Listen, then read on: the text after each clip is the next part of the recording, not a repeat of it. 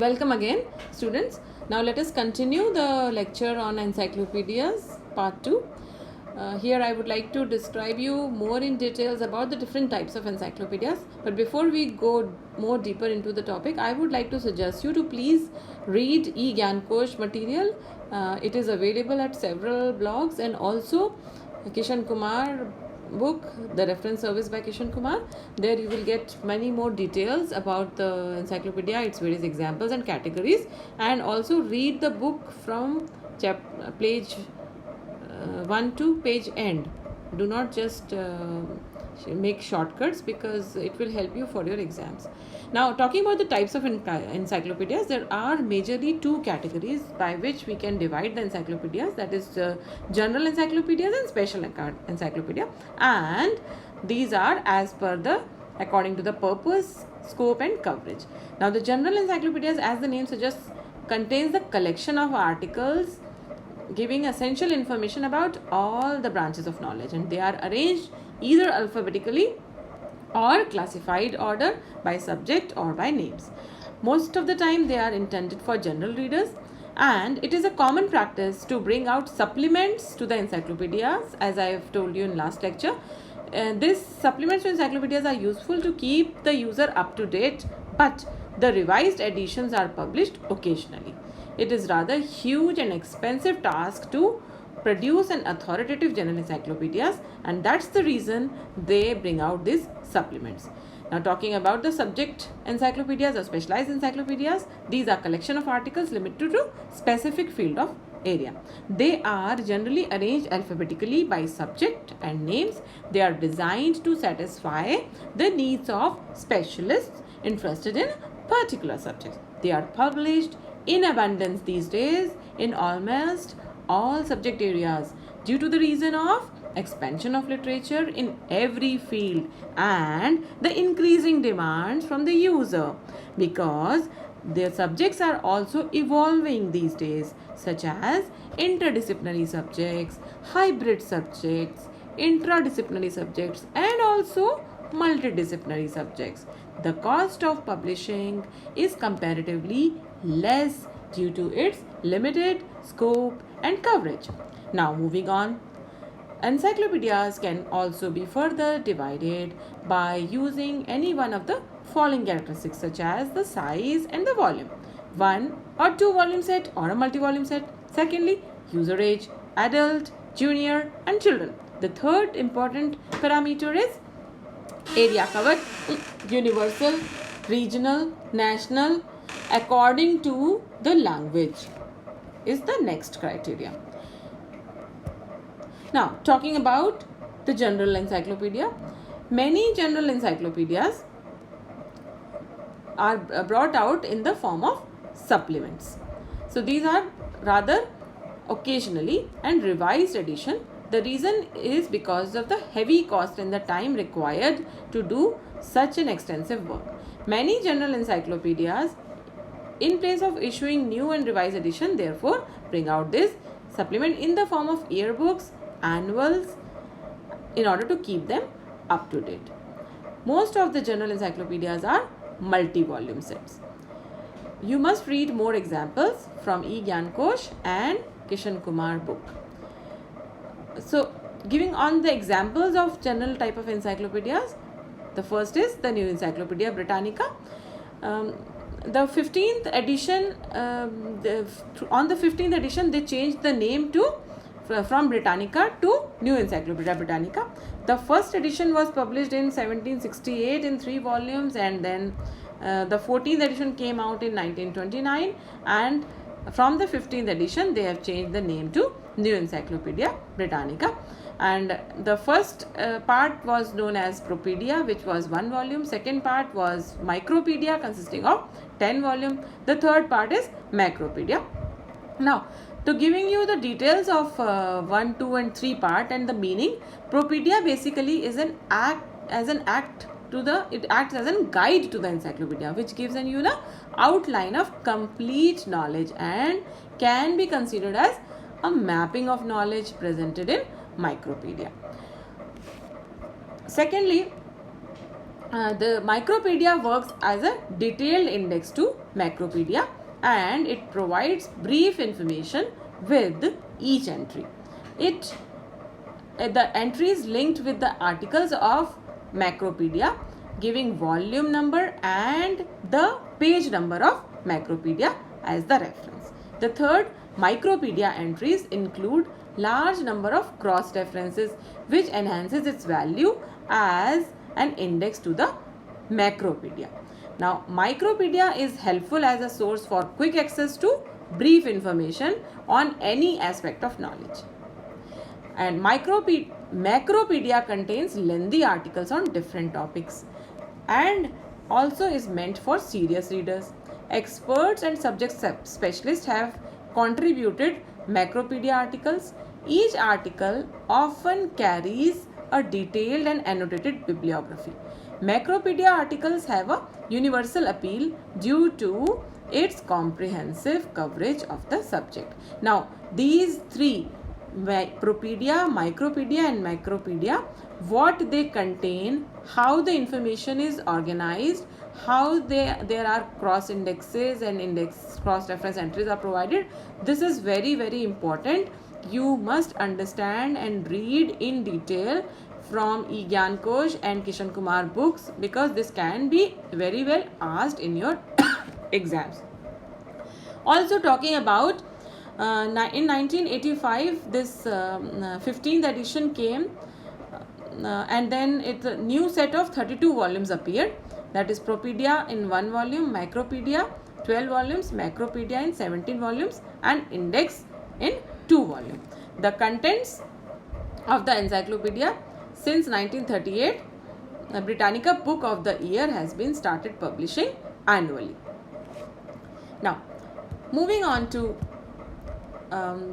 more details about Encyclopedia Britannica. Now this has gone out of print. Now Encyclopedia is only available in online mode since 2013. It was available in DVD form, and the last printed edition was in 2010, and now it is completely online.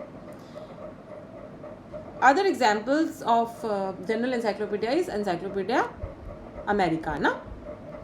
This is published from New York, Grolier, and it is, as mentioned, the bibliographic details. I have told you earlier also that bibliographic details are important. You must read the particular source name, for example, Encyclopedia Americana, and where it is published. It is published from New York, and the publisher is Grolier. So these things are important with respect to your exam. The first edition was published in 1903 as 16 volume set. Then 1912 carried its title only to Americana. It consists of short articles on specific subjects. It's strong on American towns. It is the information is biased towards America, and its abundance of biographical sketches the people who's who of America. And new revised edition was published in the year 1918. It is good and comprehensive multi-volume encyclopedia for general use, and most of the articles are signed and they carry bibliography. It is adopts a continuous revision policy. Every year some articles are revised, but new editions are published at regular intervals. In 1923, they have brought out American Annual, an encyclopedia of event, has published with the records of the events of the previous year. That means the supplement to the Encyclopedia Americana. So this is also with terms of in terms of your exam, you might be asked what is the name of the supplement to Encyclopedia Americana. So you have to remember Americana Annual and Encyclopedia of Events. In 2005, Americana Encyclopedia edition has more than 45,000 articles, and it kept on increasing. It covers the coverage of encyclopedia is also, it covers the geography and history of America and Canada in a traditional strength. Latest demographical information on nations, their capitals, most populous cities is included. Major revisions are observed in science and technology, societies and politics, visual art and performing art.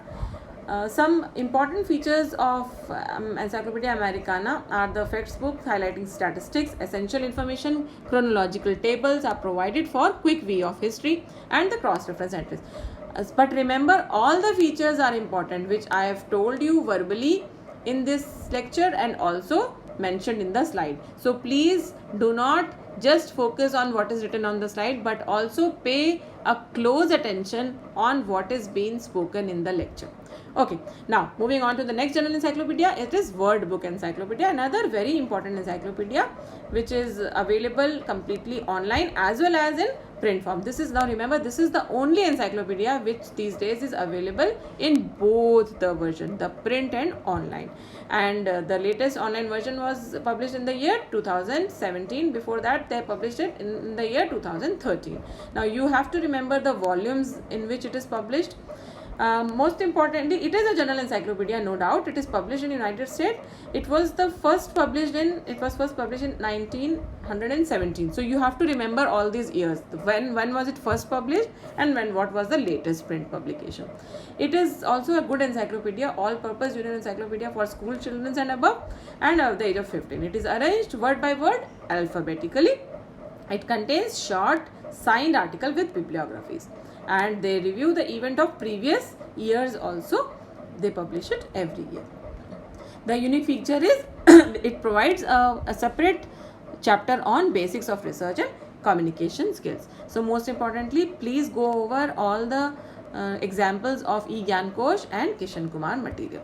Now talking about the subject encyclopedia, we all know that it is restricted in coverage. It is restricted to the particular subjects. For example, we have McGraw-Hill Encyclopedia of Science and Technology. It is the encyclopedia which is covering science and technology in detail to discuss the depth of the information on science and technology. Then the general encyclopedia, it is the major revision of this encyclopedia happened with 2500 new entries and updated more than 7000 entries, and a large number of illustrations are given in this particular edition. The value of subject content can be estimated by the fact that more than 5000 international scientists and engineers, which includes numerous such as Nobel Prize laureates, have contributed in this edition. The articles usually end with a huge bibliography. That is an important feature. Again, read more details from E-Gyan Kosh and Kishan Kumar book. Now moving on to the next important subject encyclopedia, which is relating to our field, Encyclopedia of Library Information Science. It is published by Alan Kent and Harold Lancor initially, but from the year 2003 it is edited by Marcia J. Bate and Mary Neil Mack. The first edition of Encyclopedia of Library Science was under the editorialship of Alan Kent and Harold Lancor, was published over a long period of time starting from 1968. The first 33 volumes appear in alphabetical order. Volume A came out in 1968 and then it kept on coming every year. After this, a number of supplements were published, roughly 2 supplements they published up to the volume 73.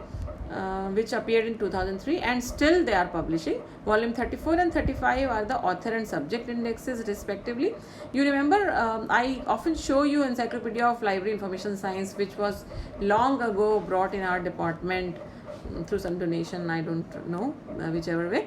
So those are the older versions, but supplements actually gives you the which are still in progress, and they're designed to update us with the existing article, and they give all the new topics, their biographies, and each supplement volume is arranged as a separate alphabetical sequence. You can see the picture, which is the latest cover page of the hardcover of the Encyclopedia of Library Information Science. Then other encyclopedias are also important to study, such as popular multi-volume encyclopedias for adults, that is Collier Encyclopedia with bibliography and index, Macmillan Family Encyclopedia, Encyclopedia International. Remember to particularly emphasize on the bibliographic details, because those are importantly asked in your exams. Then the second is multi-volume encyclopedias for junior and children. You have to remember again the name as well as the bibliographic details, such as Oxford Junior Encyclopedia, Children's Britannica, Young Student Encyclopedia, Word Book Encyclopedia. And most importantly, please remember the online versions of this encyclopedias.